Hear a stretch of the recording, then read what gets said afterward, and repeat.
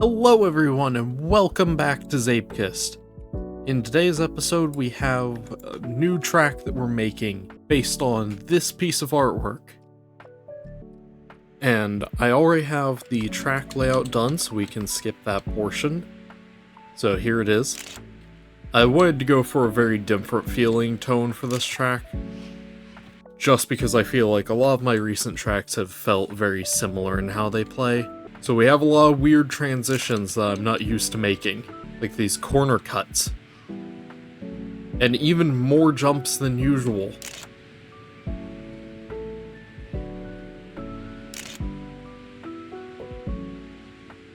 Got this downturn into an up area, which probably won't, but it could end up being a speed check, which I have never done before.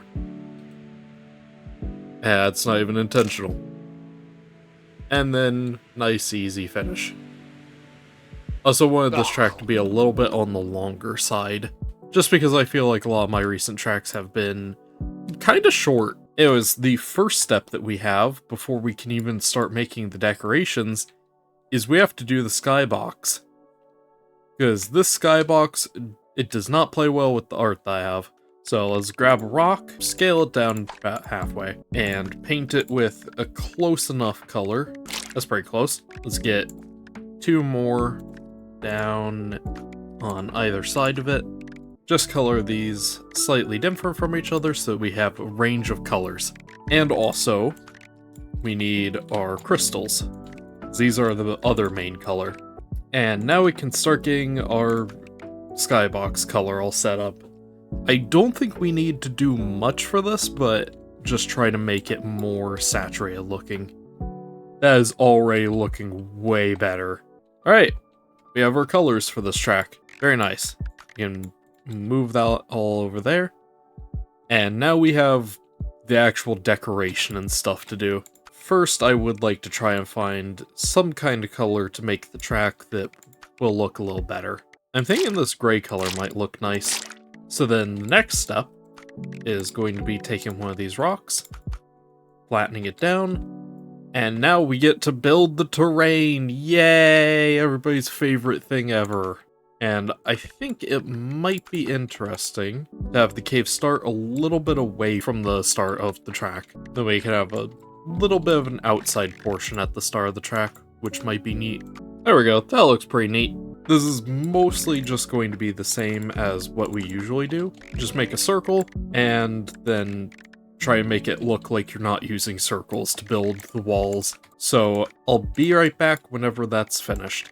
Alright, so I have a bunch of the rocks now in place, and something that I would like to put over here is a window to the outside world, just to help make the track not feel claustrophobic. So I think something along the lines of like this will look good. And we'll have a bunch of these around the place. Just little cutout holes. Something like that. And something else I would like to have is a big hole in the middle of this wall over here. And this should help make the track feel a bit more open while not feeling too open. Something around about like that. I feel like this area might look kind of cool, having it be a bit more closed in. Maybe we could have this area also be a little dark, so that we can have some like luminescent things here. Alright then, we almost have this section done. Just a few more pieces, and then we can move on towards the other stuff. Alright, I think I'm about halfway done with the terrain. All that's left to do is this final area and the ceiling. And then we can finally get on with the real decoration stuff. The stuff everyone actually came here for. Alright, and the cave is now finished, pretty much. We have a few extra things that need to be added, but otherwise it's pretty much done. Next thing that I'd like to tackle is the outside of here, which should be super simple. Then we can paint this up with a grass texture. That seems pretty good. And then just throw in a few trees around here. We can use these trees that I made for a different track, just to save a bit of time, because this is a super important part of the track. Definitely need to repaint these trees, though. Alright, that looks good. We can come back to this later. It's not a super big part of the track, since you only really see it like this. But we'll come back to this. Now then, time for the actual decorations and stuff. The fun part. So I'd like to put in a stream of little aquifer pond thing here. And size that all down. Then we can put that in there. Kind of have this come from the ceiling somewhere. Doesn't really need to make sense, it just needs to look good. And then now, we can do the totally fun task of making a whole bunch of stalagmites and stalactites. And we just do the same thing that we've done on all the other tracks that have caves. So basically all of them. Thankfully, future tracks will have a lot less caves on them, because I did realize that I have been doing too many caves on tracks, even when they shouldn't have caves. Alright, that seems like all of the stalactites that we need. All the stalactites, no. Anyways, that seems like all the stalactites and stalagmites that we need. So, next I would like to do something just real quick. So, give me just a second, and I will be right back. Alright, there we go. Changed a few settings, so now the track is a lot brighter. Bit more vibrant, too. Anyways, now we have our crystals to get on with, and this is pretty simple. Same thing as what we did in the Sunset Pines track, just better. Then make that smaller, and this one a bit taller. There we go. That's pretty much the crystal shape that we need. I think we have our colors now. Alright, now, let's get these into position. So the first one that'll be easiest is going to be this purple one, because there's only one purple crystal. This can go right in here. Right in the middle there. Right, and then we can start putting in the normal small crystals everywhere. They're all going to be this teal color to start with, just so that I don't have to worry about switching colors constantly, and then we'll go back through and make them the correct colors after we have all the crystals in. So I'll be right back when I have all the crystals put in place. Alright, and I think that's all the crystals now in place, and this is looking a lot better already. So now it's time to color them all up. So I'll be right back when I have them all colored. Alright, now all the crystals have been colored up. Look at all this. Very nice. It also means we can remove our reference stuff now. Yay! And it also means that we're coming into the home stretch for decoration stuff. Now it's just down to little details. The first thing that I'd like to make is taking one of these X pieces, and I want to make a little box out of this. And we can use this piece to hopefully have a more filled in middle part. Then we can throw something in there, just have a little bit of dark. And I think that the screwdriver will actually work very nicely.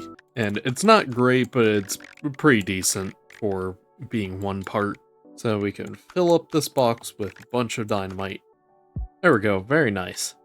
And just in case, there we go. Now it's nice and clear. Then we can just select up this whole thing and move it on in. I think it'll work best right around here-ish. And then we can bring in the angry box now, but I would like to remove all the fire from it. Alright, now he's in position. Rotate them a little bit like that.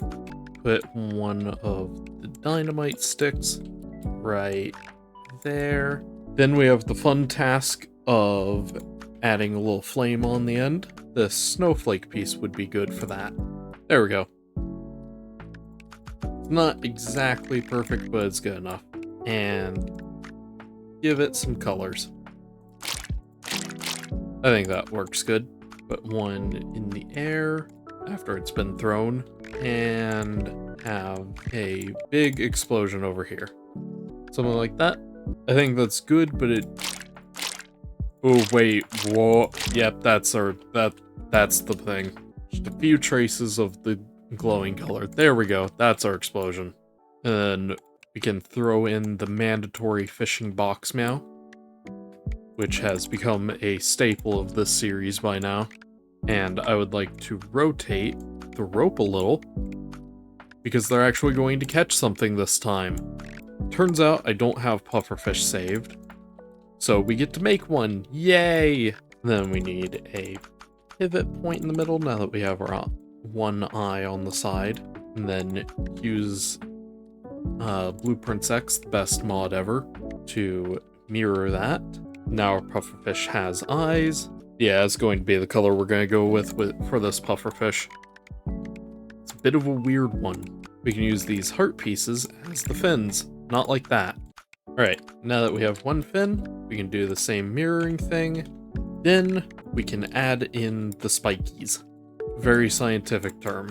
And then just rotate this around a bunch. There we go, there's our crystal pufferfish now. So then we can come back in here, shrink it down until it makes sense. There we go, there's our pufferfish. And the absolutely required fishing box meow. Right, and then we can add in a capsite from one of my previous tracks, specifically from the garage map, since this is actually one of my little creature things I've made. There we go. Shrink that down just a little bit.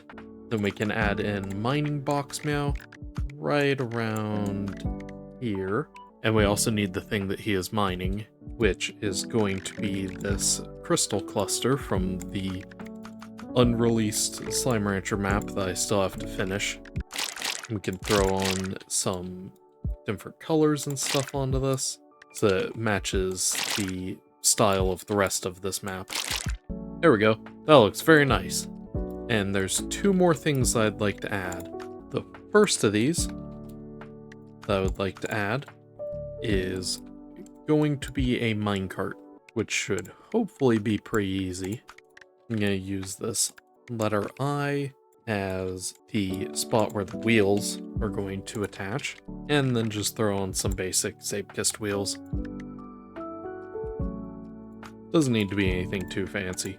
And then we can take a rock, just normal basic rock, shrink it down, throw it in here, and a few other ones. Then we can take some of these soap paints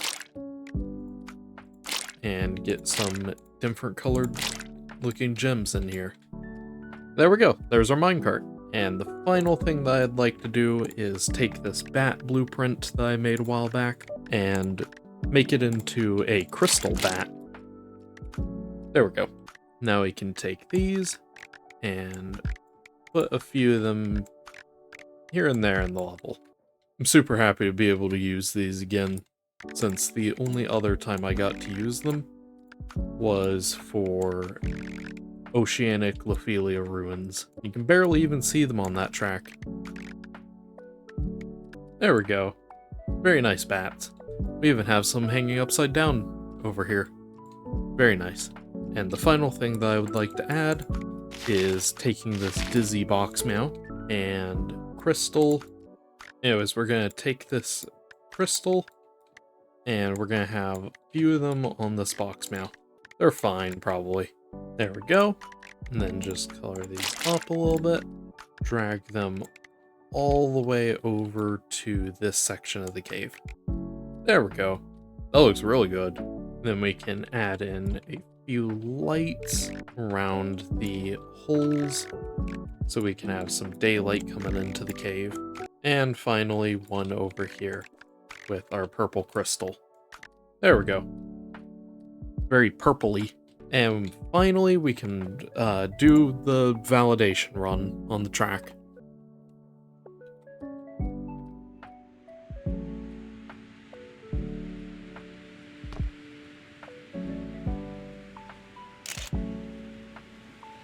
I love how this track turned out. It turned out basically exactly how I wanted it to look. The skybox editor is one of the best features in Zeepkist by far. Coming in for the second jump. That was almost not good. And coming in for the finish. That explosion looks really good. There we go. That's the track. Anyways, that's going to be the end of today's episode. I hope you enjoyed. Thanks for watching. I'll see you all next time. Bye!